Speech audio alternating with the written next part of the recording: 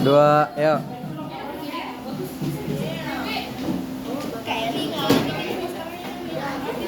Assalamualaikum, shalom, om swastiastu, namo buddhaya, salam kebajikan, salam sejahtera untuk kita semua. Kami dari kelompok 2 akan mempresentasikan tentang budaya Betawi. Sebelum kami akan mempresentasikan, izinkan kami untuk memperkenalkan anggota-anggota kelompok kami. Pertama, saya Gata Nabisa, absen 11. Saya Liasa Putri, absen 9. Saya Gina Fisya, absen 12. Saya Elisha Galai Suara, absen 8. Saya David Para Bilangbara, absen 7. Saya kelas absen 10. Kami akan mempresentasikan tentang poster dan infografis yang sudah kami buat mengenai kebudayaan yang ada di Betawi. Ini beberapa yang kami ambil sebagai materi kami. Kami akan mempresentasikan scrapbook. Untuk infografis, kami memilih salah satu tarian khas Betawi, yaitu tari Lenggang Nyai. Kemudian untuk poster, kami memilih salah satu makanan khas Betawi, yaitu soto Betawi. Dan untuk scrapbook, kami memilih melainkan 3. Ada rumah khas Betawi, rumah adat Betawi, ondel-ondel, dan juga palang pintu.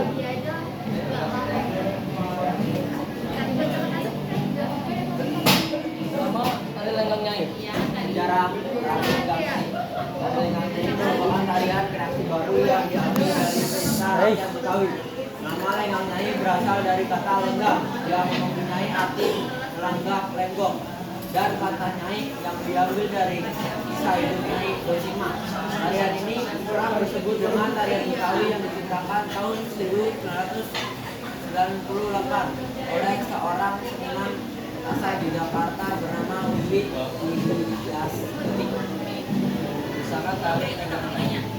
Penari tarian ini menggunakan pusaka yang unik. Pusaka dapat perpaduan dari budaya Bali dan Tiongkok. Umumnya para penari menggunakan busana dengan warna terang seperti merah dan hijau. Kemudian aksesoris tari Lenggang Nyai. Aksesoris tari Lenggang Nyai terdapat pertama ada mahkota. Mahkota ini digunakan di atas kepala penari dan identik dengan budaya Tiongkok. Kemudian ada konde cempol. Konde cempol ini digunakan di atas kepala penari dan menjadi ciri khas Betawi. Kemudian ada kace. Kace ini hiasan leher yang menutupi dada dan yang biasanya digunakan adalah warna merah. Kemudian ada pending. Pending merupakan ikat pinggang para penari yang berfungsi untuk melilitkan selendang para penari. Kemudian ada apok. Apok atau nama lainnya long torso yang dililit dari dada hingga pinggul yang melilit badan para penari. Kemudian ada ampreng. Ampreng sejenis dengan kain yang melilit pinggang yang berfungsi untuk menutup bagian depan para penari. Kemudian ada toka. Toka adalah nama lain dari selendang yang berfungsi untuk mempercantik tampilan para penari. Tari Lenggang Nyai. Tari Lenggang Nyai yaitu untuk kepentingan upacara, sarana hiburan, seni pertunjukan, dan media pendidikan.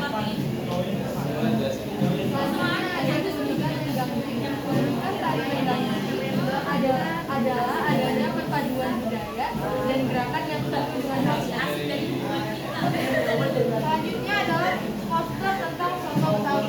Soto Betawi merupakan jenis soto di daerah DKI Jakarta seperti halnya soto Madura dan soto Jawa. Soto Betawi juga menggunakan jeroan. Selain jeroan, seringkali organ-organ lain juga digunakan seperti masa, torpedo, dan juga hati. Daging sapi juga menjadi bahan campuran dalam soto Betawi.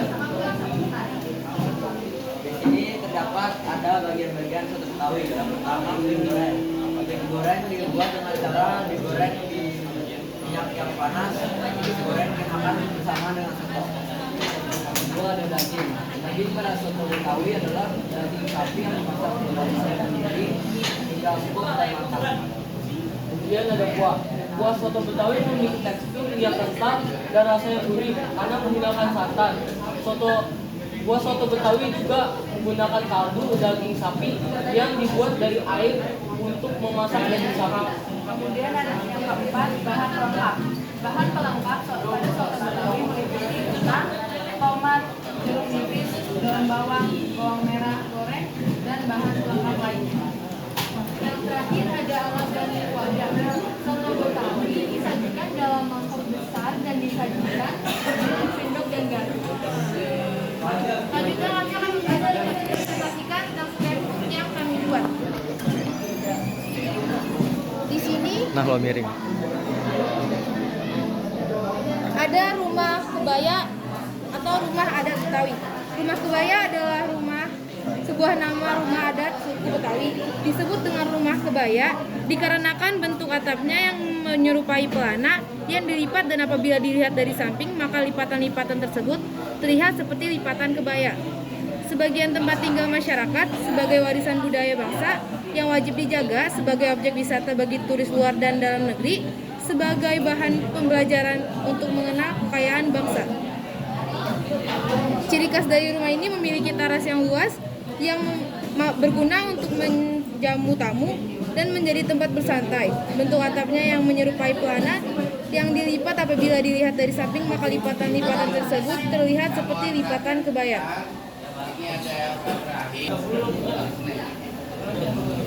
Di rumah kebaya terdapat teras depan tempat kursi dan tempat bersantai disebut amben. Lantai pada teras disebut gejogan, kamar tamu disebut paseban, bagian selanjutnya ruang keluarga disebut pangkeng, ruang selanjutnya difungsikan sebagai ruang tidur, terakhir dapur bagi orang Betawi dikenal dengan serondoyan.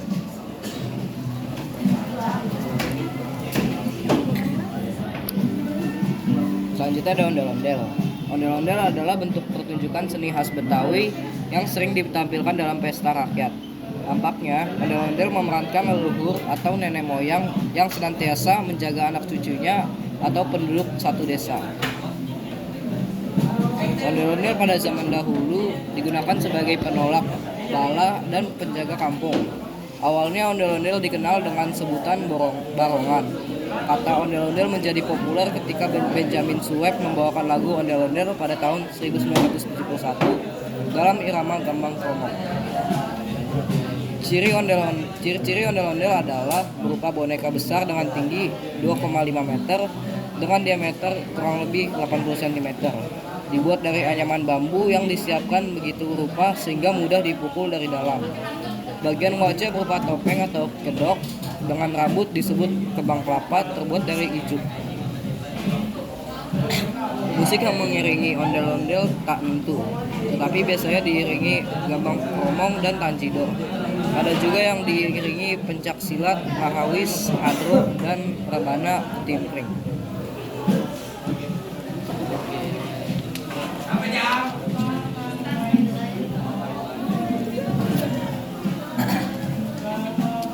Selanjutnya ada palang pintu. Tradisi palang pintu pada masyarakat Betawi munculnya dari kebiasaan orang Betawi di mana bila ada laki-laki yang hendak menikah, meminang perempuan, maka diwajibkan melumpuhkan jagoan di kampung calon istrinya atau saudara-saudaranya.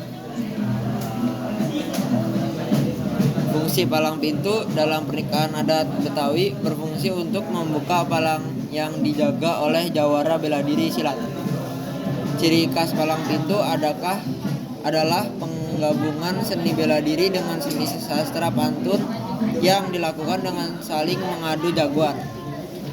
Musik pengiring yang mengiring palang pintu adalah tanjidor. Tanjidor merupakan kesenian khas Betawi yang berbentuk orkestra.